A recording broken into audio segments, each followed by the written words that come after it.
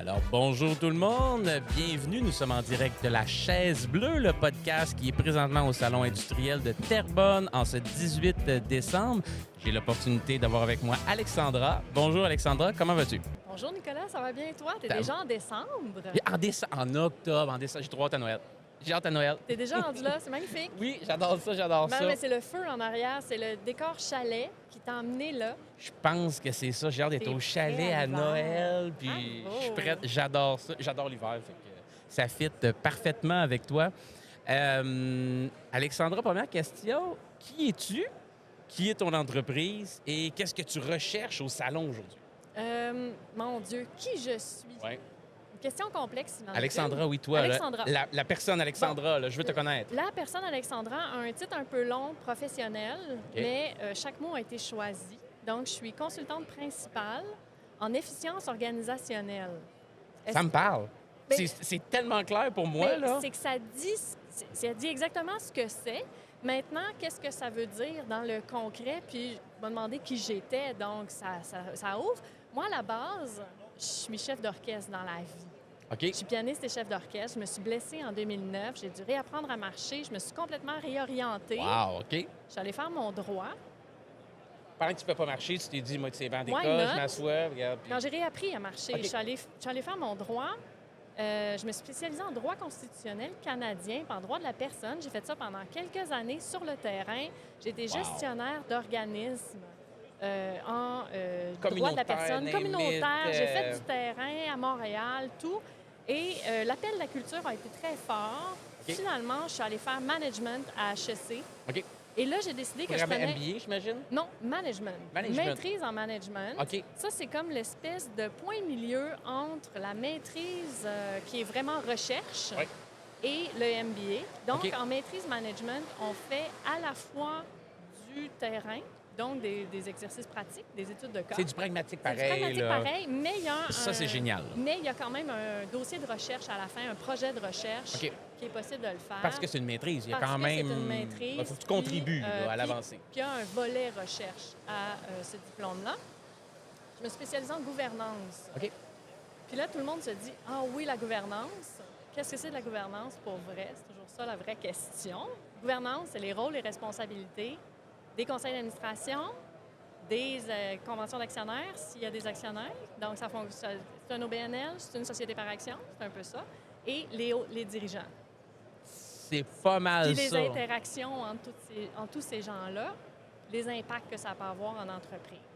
Impact financier, impact de Ça touche recrutement. à tout. Là. Ça touche à C'est tout. le début. C'est le conseil d'administration qui émet c'est quoi les règles du jeu. Là. Ben, j'étais constitutionnaliste à la base. Fait qu'on a une pensée qui est dans la structure. Donc, ça, c'est un peu moi. Ça, c'est ce que je fais dans la bagage vie. Ça, c'est le bagage. T'amène Ouais. jusqu'à aujourd'hui. Exactement. OK. Puis, j'ai été à la tête de différentes entreprises. J'ai été directrice générale adjointe dans des grosses boîtes, etc. Puis là, je me suis dit, il me semble que j'ai le goût de partager ce savoir-là. Je suis partie de mon compte. Ça fait un petit temps, quand même. OK. Combien de Et- temps à peu près? Bien, depuis 2016, je Oh, fais wow. essentiellement de la consultation. OK, ça fait un bon bout de temps, Ça là, fait un quand bout. même. Je là. fais, je fais, des mandats aussi comme employé depuis 2016. Il faut payer les comptes là, de temps en temps. On n'a pas le choix.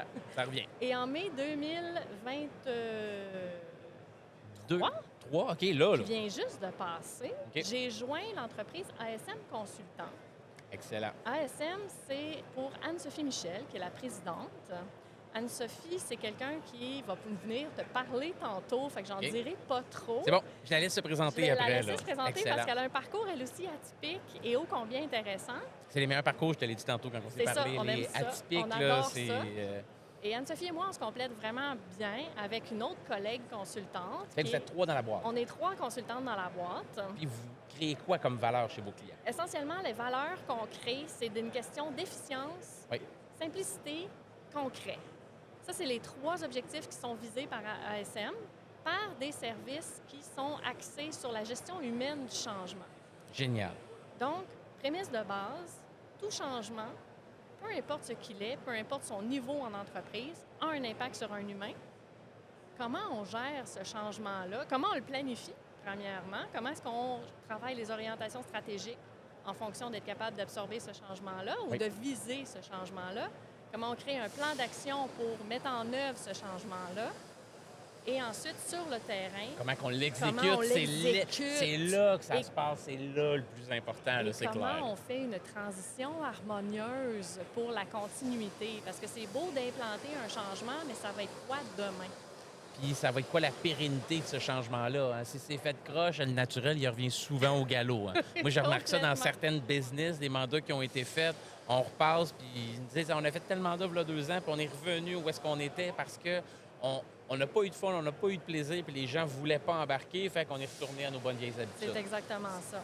Je suis convaincu là, que la gestion du changement, là, ce que vous faites, est essentiel pour la très grande majorité des projets, quels qu'ils soient en entreprise. Mais merci beaucoup, parce que beaucoup, dans la gestion du changement, on a le réflexe de le regarder du côté de l'entreprise en elle-même.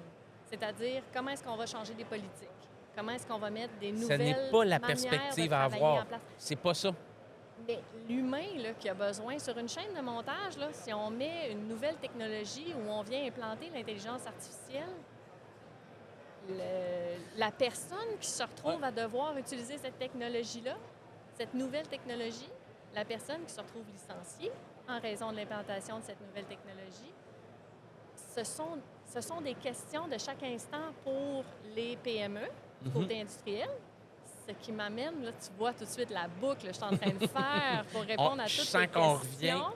en disant qu'est-ce qui nous amène ici au Salon industriel de Terrebonne.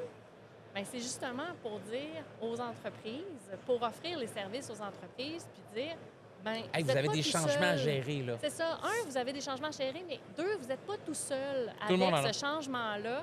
Nous autres, on peut vous accompagner dans la réussite de Et vous allez l'implantation. jusqu'à l'exécution, Absolument, là, au day-to-day. absolument. Ça, Oui. là, c'est la meilleure des choses, je trouve, les gens qui sont en consultation, qui, oui, font un plan, mais qui accompagnent dans la mise en place assistée du C'est plan, fondamental. là, c'est fondamental. Les gens qui ne font pas l'exécution puis le coaching de transfert de compétences suite à un plan qu'on se crée, tu gagnes 10, 15, 20 maximum des gains potentiels, mais quand tu as un suivi dans l'exécution, c'est là que la magie s'opère. Fait que c'est tout à votre honneur d'exécuter les mandats avec les clients. Puis c'est drôle, c'est le parallèle que je me suis fait dans ma tête quand tu me dis une entreprise se fait un plan de gestion du changement, puis si la perspective qu'elle a, c'est juste l'intérêt supérieur de l'entreprise, c'est comme une business qui fait une planification stratégique, Mhm. puis qui dit « moi, je veux, moi, je veux, moi, je veux », puis qui n'a aucunement rien décrit qu'est-ce que son client veut. C'est qui son client, c'est quoi ses défis, puis qu'est-ce que je vais faire pour aider mon client. Souvent, les gens, j'en lis des planifications stratégiques, puis on regarde, puis ça parle juste de l'entreprise, moi, what's in it for me, mais il n'y a rien là-dedans qui est mis dans la perspective du client. Qu'est-ce que ma planification stratégique devrait faire pour créer plus de valeur pour mon client? Fait que, même chose, j'imagine, plan de gestion de changement, oui, il y a une perspective de l'entreprise, il faut que ça serve la business, mais il faut aussi que ça serve les clients internes, les employés, dans ce qu'ils vont vivre, eux, directement. Complètement. Puis je t'avoue que ton exemple me parle énormément parce que la Tu viens semaine de la dernière... gouvernance, c'est pour ça que je t'aligne Mais une c'est planification pas juste stratégique. ça. OK, non, C'est OK. que la semaine dernière, j'ai fait un Lunch and Learn OK. en direct et qui est disponible en rediffusion sur le site de ASM, OK. gratuit en plus. Gratuit. Comme en train de plugger mes services et mes produits. On va mettre Euh, les notes, la référence au bas, dans les notes. Merci. Donc, effectivement, un Lunch and Learn. Donc, ça dure 1 heure OK. sur comment utiliser une planification stratégique. Parce qu'on en fait tous une planification stratégique. Presque. Là, on la tablette Presque, pendant oui. 3 ans, Ça, oui, 4 beaucoup. ans, 5 ans. Puis là, on la ressort. Puis là, on a des sueurs froides en disant, ben on n'a pas atteint nos objectifs. Venu le temps de l'année qu'on est obligé de reparler de ça un Ah peu. oui, il faut la mettre à jour, mais là, on constate qu'on n'a pas accompli la moitié de ce qu'on s'était mis comme défi. Et pourquoi? Mais parce qu'on ne savait pas comment utiliser cette planification stratégique-là. Alors, j'ai donné une conférence d'1 heure. Puis, si les gens veulent m'envoyer des courriels après parce qu'ils ont des questions après avoir écouté la conférence, je suis disponible. J'adore ça. Justement pour expliquer comment, concrètement, on prend cette planification stratégique-là, on la met en œuvre, on l'utilise. C'est notre meilleur ami. Fait que c'est pour ça que ton exemple me touche vraiment droit au cœur. J'aurais eu énormément de plaisir à co-animer ou à participer à une partie de ton Lunch and Learn. Je suis convaincu. J'ai 1001 exemples qui me viennent en tête, puis je ne partirai pas là parce qu'on va parler beaucoup trop longtemps. Toi, puis moi, tu as l'air d'être assez volubile. moi, l'erreur que je vois numéro un aussi, en plus de ne pas parler des clients, c'est de se ramasser avec une liste de 200 actions. Complètement. Ça, là, c'est la pire affaire à faire, que tu les accompliras pas, tu te démoralises, tu ne crées aucune valeur. Avoir trop d'actions suite à une planif, c'est une des erreurs numéro un que je vois souvent. Je fais pas de planif pour les clients, je les révise. Bien, Fait que- j'ajouterais aussi non seulement avoir beaucoup trop d'actions et personne de réellement responsable de chacune de ces actions-là. Parce qu'au final, ben, tu as un beau plan, mais personne n'a ça dans sa liste de tâches. Là. Ça rentre tout dans autres tâches connexes. C'est pas la priorité de Mais personne. Fait que non, certains, écoute, on se rejoint pas mal là-dessus, on pourrait en Complètement. reparler longtemps. Autre question pour toi. Dans ton domaine, qui est vraiment tu sais, spécifique, le plan de gestion du changement, l'humain au cœur des transformations et tout, qu'est-ce qui, dans les entreprises que tu rencontres, qu'est-ce qui a changé dans la dernière année? Est-ce que suite à, je sais pas, de la nouvelle main-d'œuvre, la Gen Z qui rentre, whatever, d'autres choses, est-ce qu'il y a quelque chose que tu sens qui a changé? Tu fais quand même ça depuis 2016, là, Oui. dans la dernière année. Est-ce que tu as vu une lueur d'espoir, une évolution X qui est là? Je vais juste faire une précision. Je suis consultante depuis 2016, mais je ne fais pas de la gestion du changement depuis T'as raison, 2016. t'as raison. Je fais juste la petite, la petite précision La petite parce que je ne précision. veux pas me mettre trop de crédit que j'en ai en réalité. Qu'est-ce qui a changé? Moi, je dirais que c'est beaucoup. Je remarque qu'il y a.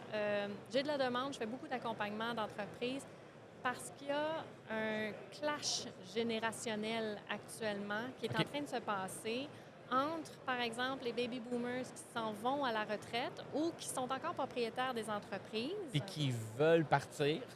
ou qui veulent rester OK. et qui ont tout le potentiel pour rester, mais qui sont en train de faire du recrutement, qui vont voir certains de leurs employés de leur génération prendre leur retraite. Mhm. Certes, tout ça, c'est un phénomène normal de la population qui vieillit, mais qui se doivent d'embaucher la nouvelle génération, qui est souvent la génération qui les aide actuellement, qui arrive sur le marché du travail, surtout dans l'industriel, c'est quelque chose qu'on voit parce que là, ils ont leur DEP en main, Mhm. ils se cherchent un emploi, mais ils arrivent avec des exigences qui sont complètement différentes de ce que les générations précédentes ont eu sur le marché du travail. Ils sont nés avec Facebook dans les mains.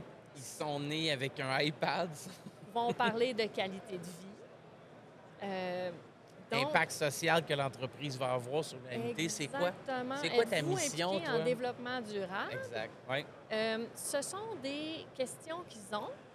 Ils cherchent, ils magasinent leur employeur pas mal plus que l'employeur magasine son C'est employé. clair. Une Et- des pires choses pour une business, c'est d'avoir une banderole, nous embauchons. Arrêtez, là. On le sait, là, puis... Ça ne fonctionne pas c'est avec la plus de nouvelle même, là. génération. Non. Ils savent pas comment faire un CV papier.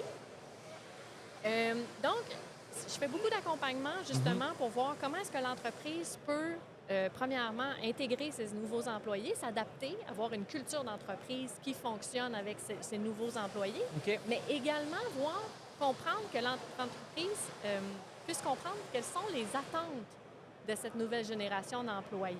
Parce que si on a beau dire, bon, on va changer la culture de l'entreprise, on ne répond pas non plus à certains besoins Mhm. que les employés peuvent avoir. Ce changement-là, il n'est pas... Ce changement-là n'est pas harmonieux. Mhm. Et donc, c'est d'instaurer un dialogue entre l'entreprise, les employés, non pas pour qu'une des deux parties arrive, là, c'est la juriste qui parle, là, dans moi j'ai raison puis toi t'as tort, Non. mais plutôt en disant comment est-ce qu'on peut se rejoindre quelque part. Il y a des endroits sur lesquels on se rejoindra jamais.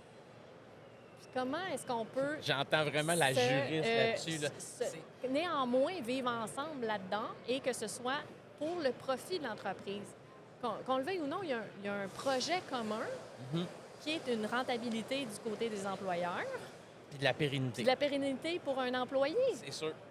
C'est certain. Puis j'adore ce que tu viens de nommer là. Puis des fois, moi, je donne l'exemple. Tu sais qu'une entreprise, c'est une personne morale. Puis là, tu es une juriste. Là. Fait que tu sais, je tombe plus Une dans ton domaine entreprise que est le une mien. personne morale. On est Exactement. d'accord. Puis souvent, dans une négociation, que ce soit un employeur, un employé, souvent les gens oublient le fait que... Puis on pourrait quasiment prendre une chaise vide puis tirer à la chaise. Oui. Puis dire là, il y a une personne morale qui existe, qui est l'entreprise ABC pour laquelle je travaille, tu travailles. Moi, je la représente, toi, tes côtés employés. Puis elle peut pas s'ostiner avec nous, elle peut pas défendre ses intérêts, mais elle existe, là, même si elle n'est pas là physiquement. Là. Fait qu'il faut penser à elle, puis la décision qu'on prend, ça doit être dans l'intérêt supérieur quand même de cette entreprise-là, mais harmonieusement avec nos deux parties.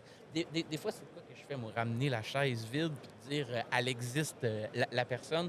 J'adore ça, Alexandra. C'est vraiment cool où est-ce que ça s'en va. Tu me donnes plein d'idées. Ben, Il faut que je recadre des fois, mais non, non, mais c'est parfait. Puis, tu sais, c'est d'amener aussi dans l'intérêt de cette chaise-là, dans l'intérêt de la personne morale, Mhm. de dire, ben on a une boîte à outils. OK. Fait que, tu sais, moi, j'aime ça parler de mon carré de sable. J'ai un carré de sable là, qui est plein d'outils.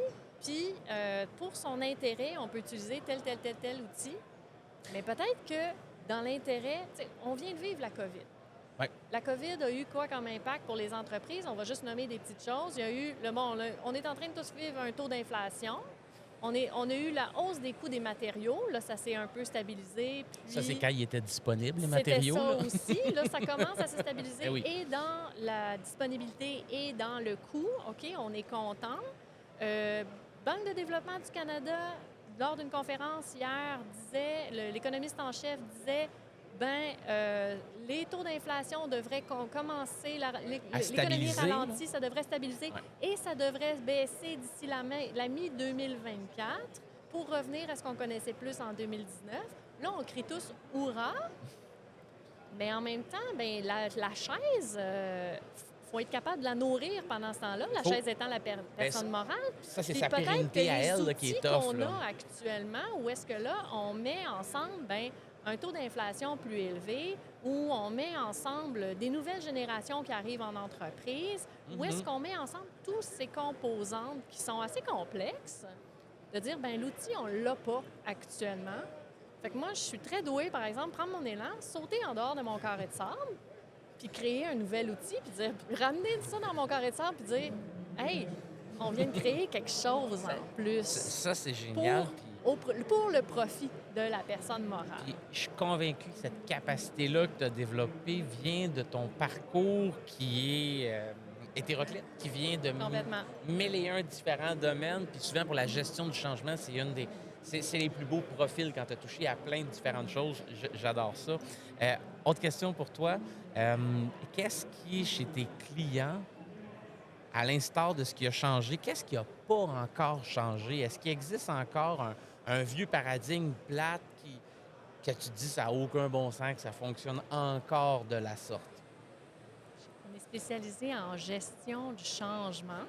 OK. Puis la première chose que j'entends souvent quand j'offre les services, c'est moi, je suis pas sûre qu'on a vraiment besoin d'accompagnement parce qu'on le sait où on s'en va avec ce changement-là. OK. Puis, je conçois qu'une entreprise ou que des dirigeants d'entreprise puissent avoir cette conception parce que dans la structure macro, Mhm. c'est vrai qu'on sait souvent où est-ce qu'on s'en va avec ce changement-là. On sait quelle pièce de l'échiquier changer. On sait qu'on va avoir à écrire une politique. Tu sais, je regarde juste, par exemple, présentement, on a tous l'obligation de se conformer à la loi 25. tu parles? Ben oui. Puis là, on dit, OK, il faut écrire de nouvelles politiques, il faut être capable de voir une politique de confidentialité, il faut ajuster le site Internet. Mais l'employé qui partage son mot de passe à l'interne, Par courriel. C'est... ou la personne qui dit, envoie-moi ton numéro d'assurance sociale par courriel, faites pas ça à la maison. S'il vous plaît, hein. non. Il n'y a rien de moins Faites pas sécuritaire qu'un courriel. Honnêtement, là, ça passe par plein de serveurs qu'on ne connaît pas. Oublie ça. Là, Mais dans la gestion de ce changement-là, par exemple, de Oui. l'implantation de la loi 25, il y a peut-être un besoin d'accompagnement parce qu'il y a peut-être un besoin d'évaluation, justement, de dire c'est clair. qui fait quoi. Tu as Puis besoin c'est pas de d'un la mauvaise registre. foi, là. Tu as besoin d'un registre de l'information. C'est Tu as ça. besoin de. Puis ce qui est le plus drôle, là, c'est que les gens qui ne gèrent pas ce changement-là, comme tu le nommes, là, ça revient à la responsabilité de la plus haute autorité de l'entreprise. Là. C'est le président, c'est l'actionnaire majoritaire. S'il n'a pas nommé quelqu'un, s'il n'a pas donné les ressources, la gestion du changement Voilà. pour gérer la loi 25, là, cette personne-là, elle ne sait pas, mais elle est tombée responsable de tout ça. Mais en fait, Fait c'est que pas qu'elle t'es- tombe responsable, c'est qu'elle l'a toujours été. Il y a toujours quelqu'un, quelque part, qui Oui, est mais maintenant, c'est responsable régi de par quelque chose. une loi. Là, c'est différent. Je là. comprends, mais ultimement, tout ce que ce soit en responsabilité civile, un employé se blesse. Oui. que ce soit n'importe où, il Oui, y a toujours quelqu'un. J'entends ce que mais tu les me brèches dis. d'information, C'est ça. c'est nouveau. C'est ça. J'entends ce que tu me dis. Desjardins, merci, ce qui est arrivé il y a 2 ans, genre, Tout à c'est à fait. cause de vous autres. Tout à fait. Mais mon exemple de la La loi conformité de la 25. loi 25, c'était surtout pour illustrer la N'importe réponse à quoi la question nécessite une que gestion tu du me posais. changement. Bien, tu sais, tu me demandais qu'est-ce qui te fait un peu lever les yeux au ciel Oui. en disant ça change pas. Je comprends qu'un consultant, ça coûte des sous. Puis je comprends que j'ai l'air de vendre ma salade. Mais en même temps, d'avoir un accompagnement adapté et adaptable pour absorber cette gestion du changement-là. Quand Puis je me arriver fais avec des dire- outils. Puis arriver avec des outils, puis arriver avec des solutions qui sont vraiment focalisées et concentrées sur le besoin qui est identifié et identifiable. Pour moi, quand je me fais dire non, on n'en a pas besoin, ou le mieux, non, on n'a pas besoin de changement, ça va bien.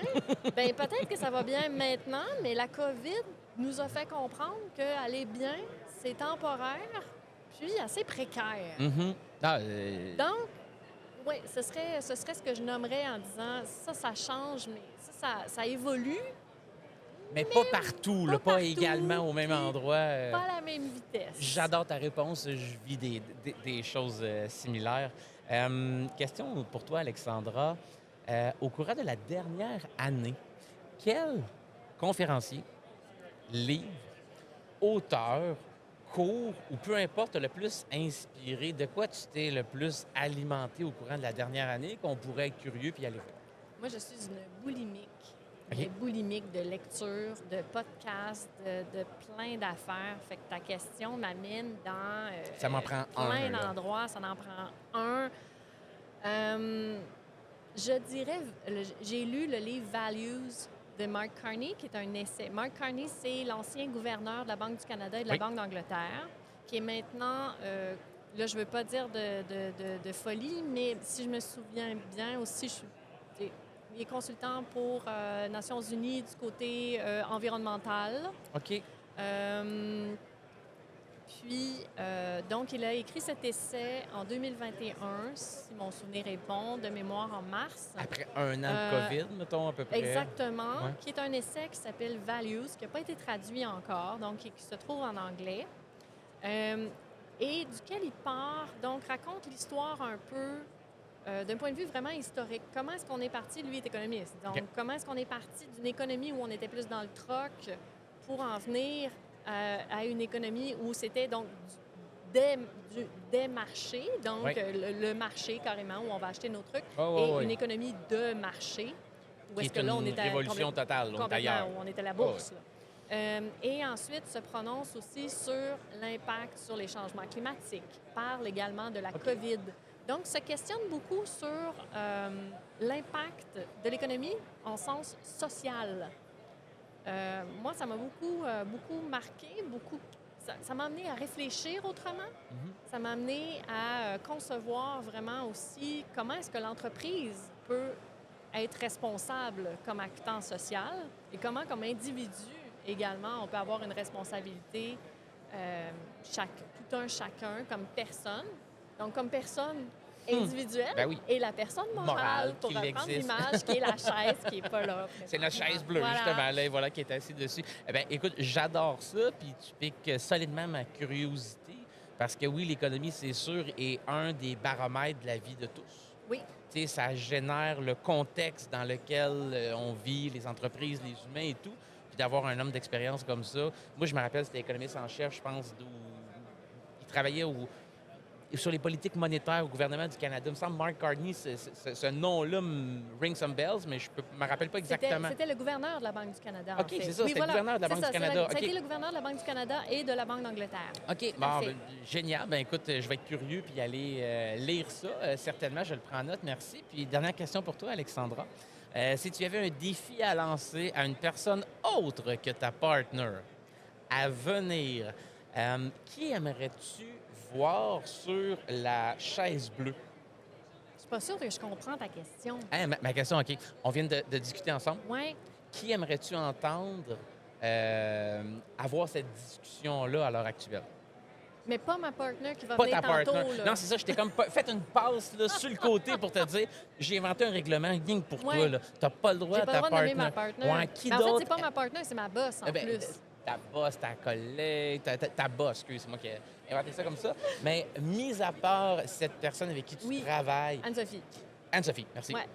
Qui d'autre aimerais-tu voir Dans cette en chaise entrevue bleue. assis sur cette chaise bleue-là, comme leader de transformation auprès des entreprises du Québec? Ah mon Dieu, fait qu'on on sort du salon industriel de Terrebonne. Là. On est sur planète pense, Terre. Là. Tu peux me nommer le président d'OpenAI. Tu peux me nommer... Comme leader Name de... Ça peut être au Québec, ça peut être à Terrebonne, ça peut être en Ontario. Je suis en train de lire le dernier livre de Henry Mintzberg, OK. professeur de l'Université McGill, sur les entreprises. Et lire son livre, cette façon de penser l'entreprise, comprendre les entreprises, 3 petits points, enfin, point d'exclamation. OK. Ça, c'est le titre exact. M'amène à avoir plein de questions. Fait que ça serait lui, Puis là. ce serait lui, je J'adore nommerais. ça. J'adore ça. Parce que tes questions sont super intéressantes, peuvent nous amener partout. C'est ça le but. C'est ouvert, là. Puis c'est une belle conversation, je trouve, qu'on vient d'avoir. Fait que, voilà. J'y vais avec ça, je prends ça en note, puis je t'en pose une dernière d'abord parce que je te trouve assez créative. Dans l'optique qu'on rencontre dans le podcast, notre ministre de l'Innovation, de l'Économie, de la Science et du Développement, j'ai de la misère à nommer tous le ministère qui en a énormément, Monsieur Fitzgibbon, quelle question il pose s'il vient avec nous?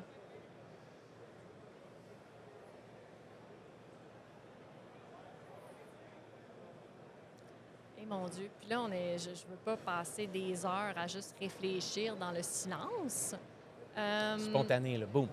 Il est là devant nous, là. Ben, j'ai aucune foi qu'il va être capable de répondre à cette question-là. En fait, j'ai Ose. l'impression que j'aurai une cassette de politicien sur cette question, mais j'aurais envie de dire comment est-ce que le gouvernement... J'aime ça, le comment. Moi, le pourquoi dans la vie, c'est comme l'étape d'avant, mais le comment, je trouve qu'il y a quelque chose de très concret là-dedans. On peut trouver des solutions dans le comment. Oui. Comment est-ce qu'on peut donner aux entreprises les moyens de leurs ambitions? OK. Je regarde, par exemple, on a parlé de la loi 25 tantôt. Mm-hmm. On a fait le changement au niveau gouvernemental. On a édité une nouvelle loi. On a nommé un chien de garde, qui est la Commission d'accès à l'information. Puis, on a publié aussi, dans le même souffle, une page qui stipule qu'aucun financement ne sera octroyé à une entreprise pour pouvoir faire ce changement-là. Comment est-ce qu'on peut avoir une pensée magique comme celle-là? Comment est-ce qu'on peut dire aux entreprises, oui, vous avez besoin d'accompagnement, oui, on est avec vous et on ne vous donnera pas le financement nécessaire, on ne le rendra pas, que ce soit du financement public, que ce soit du financement privé, que ce soit peu importe. Pour moi, il y a quelque chose d'un peu contradictoire, d'incohérent dans cette conception de beaucoup solliciter les entreprises, de leur demander d'être innovantes, de leur demander d'être aux normes et de ne pas offrir un soutien probant pour se conformer à une loi. Oui, là. voilà. C'est ça. une loi, Donc, là. Mais c'est ça. Fait que j'ai Hey, l'impression les qu'il y a amendes, cette c'est question-là. de 2 à 4 du chiffre d'affaires Mais des c'est business ça. Fait que jusqu'à c'est 25 c'est millions. un exemple que je Oui. donne, mais pour moi, c'est une question sous-jacente aussi à l'innovation. C'est une question sous-jacente à toutes les... Bon, évidemment, Comment la on donne perspective de moyens économique. aux ambitions, ça touche à tout. Ça touche à plein, tout. plein. Parfait. Tout à OK, fait, j'adore tout à ça. fait. Dernière pour toi de bord que j'invente comme ça. J'aime ça inventer. On Là, va au passer fur et à mesure. l'après-midi à jaser. J'en ai une dernière pour toi. Moi, si tu avais, Alexandra, une baguette magique, on sort la baguette magique, qu'est-ce que tu changerais dans l'entreprise dans laquelle tu travailles? Le temps, l'argent, les émotions des gens, il n'y a rien d'impossible. Dans l'entreprise dans laquelle je travaille... Ouais, qu'est-ce que tu changes? C'est une bonne question.